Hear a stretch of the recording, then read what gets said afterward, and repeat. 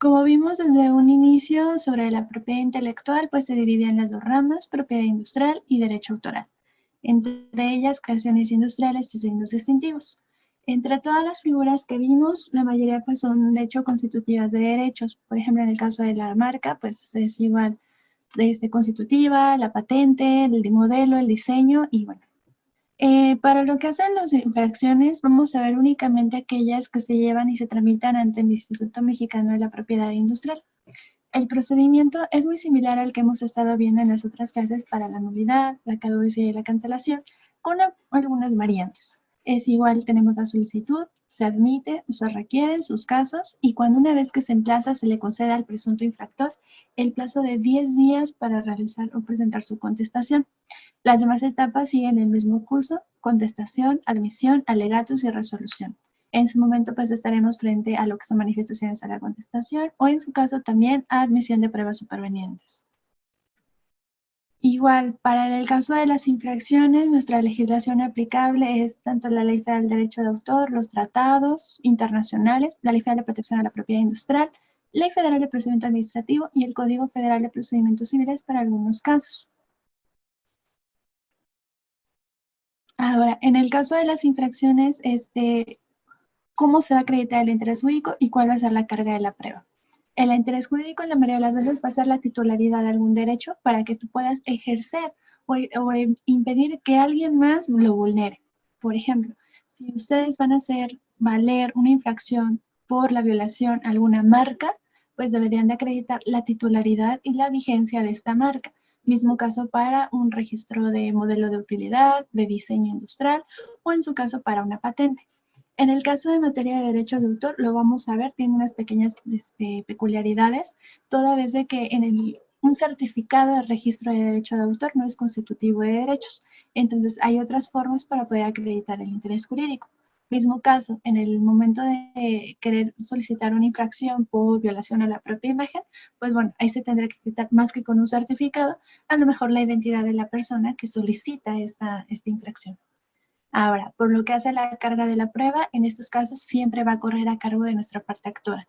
En anteriores clases vimos que había casos en los que la carga de la prueba se revertía y era para el presunto, para el titular afectado, tal como fue en el caso de la nulidad con base en datos falsos, o bien en la caducidad para que acredite un uso. En las infracciones que vamos a ver, todas se encuentran en la Ley Federal de Protección a la Propiedad Industrial, actualmente en el artículo 328, y la mayoría se encuentra dividida por distintos rubros. Yo los dividí tanto por infracciones en materia de competencia desleal, creaciones industriales, signos distintivos o en materia de derechos autorales. Empezaremos con las infracciones en materia de competencia desleal. La primera infracción que contempla es realizar actos contrarios a los buenos usos y costumbres de la industria, comercio y servicios que impliquen competencia desleal. Esta es una de las más amplias que contempla nuestro catálogo, toda vez que no se necesita o no se determina solo para las marcas, para las patentes, sino es bastante amplio. Por ejemplo, a veces la debida apropiación de ciertos secretos o cualquier acto que se considere que es ajeno a las buenas usos y costumbres. También el Convenio de París determina un poco esta situación en su artículo 10 bis. Entre las conductas que enumera el convenio es cualquier acto capaz de crear una confusión por cualquier medio que sea respecto del establecimiento, los productos o la actividad industrial. También las aseveraciones falsas en el ejercicio de comercio, capaces de desacreditar el establecimiento, los productos o la actividad industrial o comercial de un competidor. Y por último, las indicaciones o aseveraciones cuyo empleo en el ejercicio del comercio pudieran inducir el público error sobre la naturaleza, el modo de fabricación, las características y la aptitud en el empleo de los estos. Por ejemplo, si nosotros dijéramos que si yo fuera Kentucky, es Kentucky, y mi competidor directo es McDonald's. Si yo en alguna de mis publicidades dijera que el pollo que utiliza McDonald's es no es pollo, sino es de rata, que de hecho en algún momento hubo bastante esta noticia falsa, yo de alguna forma estoy desacreditando ese establecimiento. Él es mi competidor con una noticia que no tiene sustento, ¿no? Entonces, este tipo de competencia se considera desleal. porque no estamos partiendo de la ventaja o de la utilidad que tienen nuestros productos o nuestros servicios frente al competidor, sino estamos partiendo de aseveraciones falsas con tal de desacreditarlo. Entonces, igual puedo decir, oye, es que esos productos no son originales, esos productos están hechos, no es madera, es triple. A lo mejor el consumidor no va a ir a decir, oye, sí, sí es, o tengo pruebas de que efectivamente no es madera. Si ellos se quedan con la idea de lo que está sucediendo o lo que dijo el competidor, estás mermando un mercado de forma no leal. Entonces, a este tipo de situaciones es lo que nosotros consideramos competencia desleal. Como yo les comentaba respecto al interés jurídico, esta es de las pocas causales que yo he visto que no se necesita acreditar a veces la titularidad. Por ejemplo, hace tiempo hubo un asunto sobre vajillas de la marca Crisalibey. Entonces, ellos no tenían todavía su registro marcario aquí en México, pero tenían ya presencia muy fuerte. Yo en algún momento les comenté, a veces la marca se puede explotar a través del registro o bien únicamente a través de su uso. Entonces, a pesar de que ellos no contaban con un registro marcario, ya tenían una presencia fuerte dentro del país. Entonces, ellos dentro de sus cajas, la forma de sus productos y todo, su competidor se hizo creer al consumidor que había una relación entre los productos. Entonces, esto también es competencia desleal, porque, por ejemplo, si yo soy un pequeño comerciante y digo que están hechos bajo la autorización de una gran empresa o de alguien que ya tiene prestigio, con tal de confundir a los consumidores y ganar indebidamente, estamos también frente a un caso de competencia desleal. Entre este rubro también encontramos, pues como les decía, dentro de nuestro catálogo, que alguien intente o haga suponer al público la existencia de una relación o asociación entre un establecimiento y el de un tercero. Entonces, es la misma caso que yo les decía. A lo mejor yo digo, es Kentucky y, por ejemplo, el Sonora Grill.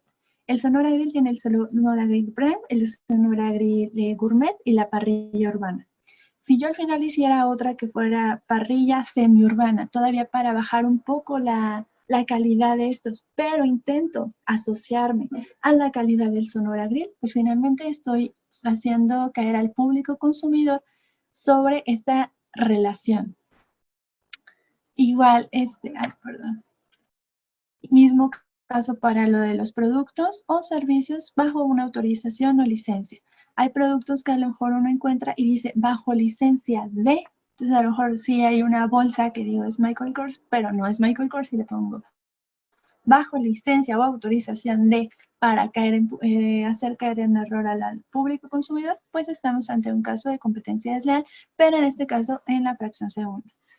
En el caso de la fracción tercera es muy similar, intentar lograr el propósito de desprestigiar los productos, los servicios, la actividad industrial o comercial o establecimiento del otro. Era lo que yo les decía, si al final digo, oigan, es que esa es carne de rata, no es de pollo, pues finalmente estoy desprestigiando totalmente los productos que está poniendo a venta a disposición del público consumidor mi competidor directo. Entre los ejemplos, bueno, también lo que sí se permite es una comparación real y efectiva con el fin de informar al público de por qué mis productos sí convienen. Y esta información no debe ser de tendenciosa, atendiendo a la Ley Federal de Protección al Consumidor. Lo que hemos visto muchas veces es que si vas al Chedraui, vas al Walmart, te dicen, este producto cuesta 5 pesos y en la competencia cuesta 7. Entonces, es una comparación real porque los precios difieren. No estoy siendo tan tendencioso en el aspecto de, es que el de ellos están caducos, ya se echaron a perder, son productos apócrifos. No, simplemente estoy diciendo algo real, son productos que finalmente cumplen una diferencia y el mío está más barato. Entonces, este tipo de comparación sí se permite.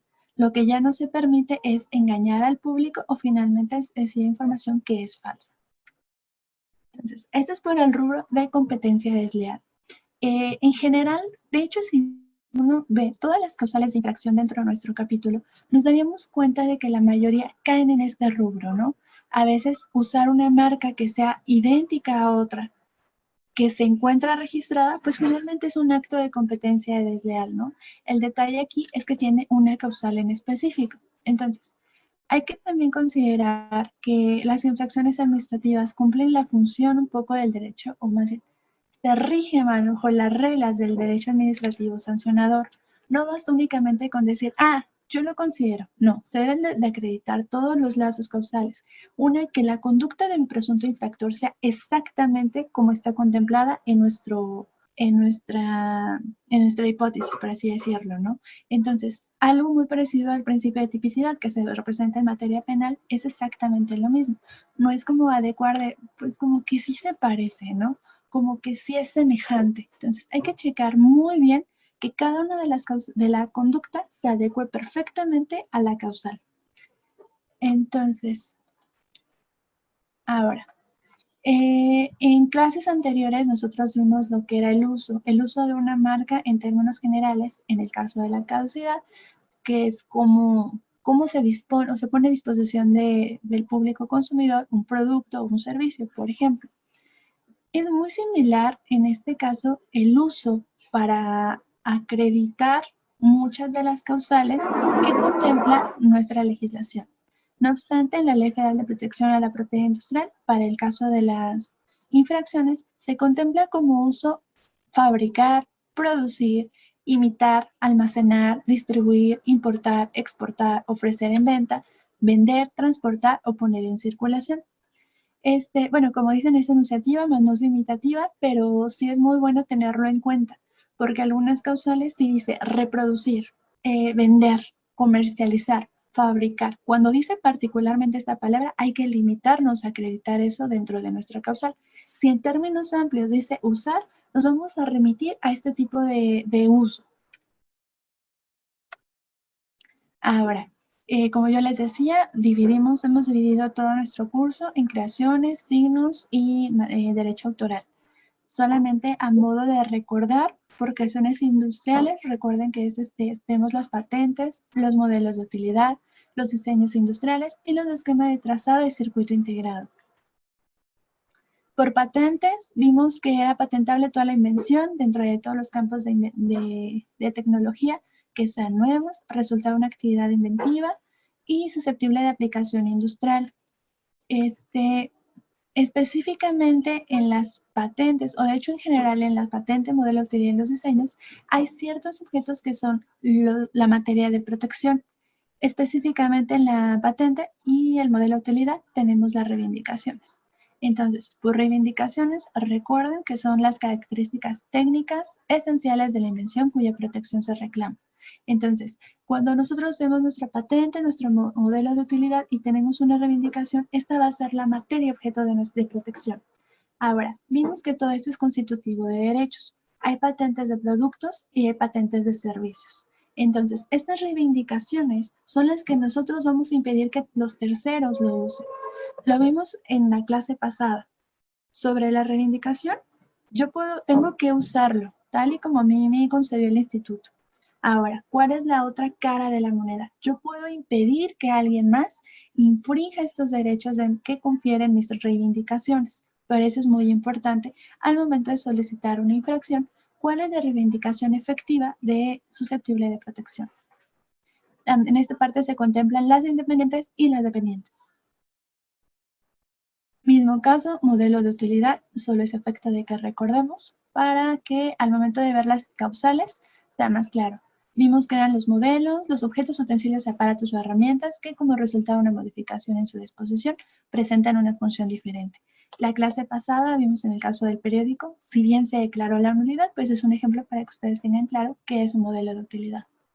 Mismo caso para los diseños, vimos los modelos y los diseños. La única diferencia es que uno es bidimensional y el otro tridimensional. Lo que se ampara es este grado de peculiaridad respecto a su diseño. En uno tenemos la corbata y en el otro una jarra. La clase pasada vimos la botella de tequila de la forma de calavera. Ahora, vamos a las infracciones. Una de las infracciones que contempla nuestra ley es hacer aparecer como productos patentados aquellos que no lo están. Si la patente ya caducó o fue declarada nula, se incorrerá la infracción después de un año de la fecha de caducidad. O en su caso, pues, en este caso, que se declare la firmeza. Cuando una patente se declara la nulidad o bien un registro marcario se declara su nulidad, digamos que muchas veces se contempla que el titular tenga muchos productos que se encuentran fabricados ya. Entonces, sería un poco injusto de que yo declaro la nulidad hoy, se encuentra firme y automáticamente al día siguiente digo que eres infractor. ¿Por qué? Porque todos estos productos él ya invirtió. Él no sabía que se iba a declarar la nulidad y finalmente fue parte de error del instituto al no haber corroborado, en el caso de la creación, si era nuevo, si era resultado de la actividad inventiva o era susceptible de aplicación industrial. Por eso es que nosotros damos este pequeño periodo de gracia para que no se considere como infractor al titular, en el titular en este caso ya sea de la patente. Por el segundo caso, pues tenemos fabricar o elaborar productos amparados por una patente o modelo de utilidad o diseño industrial sin consentimiento de su titular o sin la licencia respectiva. Por ejemplo, la vez pasada vimos el periódico, en el caso del modelo, y la botella de tequila en el caso del diseño. Digamos, omitamos y olvidemos ahorita que esos dos registros son nulos. Digamos que surcen sus efectos plenamente. Si yo fabrico las botellas de tequila con la forma de calavera bajo las mismas características del diseño industrial, evidentemente yo estaría incurriendo en esta infracción. ¿Por qué? Pues no tengo el consentimiento del titular. El periódico. Si yo tuviera un periódico con las mismas medidas que el que nos establecía el modelo de utilidad y empiezo a fabricar bastantes periódicos, también incurriría en una infracción. Entonces, más o menos ese es el ejemplo. Y si nos damos cuenta, aquí se utiliza específicamente fabricar o elaborar. Independientemente de poner en venta, esto es para quien fabrique. En alguna de las clases alguien preguntaba, oye, ¿se pueden solicitar distintas visitas de inspección para un mismo presunto infractor? Yo les comentaba que sí. ¿Por qué? Si a lo mejor yo solicito una visita de inspección para el lugar donde se comercializa, otra para el lugar donde se fabrica, otra para el lugar donde se podrá acreditar un proceso, en el caso de una patente, pues es con la intención de yo acreditar conductas distintas. Entonces, yo puedo solicitar una visita de inspección únicamente para acreditar que esa persona es quien fabrica. ¿Qué pasa si yo llego al establecimiento y no es nuestro presunto infractor la misma persona? Pues bueno, en este caso no sería procedente yo imponerle a él la sanción correspondiente. Ese es el otro ejemplo que yo les decía. Ofrecer en venta, poner en circulación o usar productos que incorporen una invención patentada sin consentimiento de su titular o la licencia respectiva. Parece muy técnico, pero si se dan cuenta sí cambia. Sí cambia entre simplemente fabricar o elaborar y además quien ofrece en venta o pone en circulación. Entonces, mismo caso, bueno, este caso es una invención. Por ejemplo, muchas prótesis son producto de patentes. Entonces, si yo la pongo a la venta, estaré incurriendo precisamente en una infracción.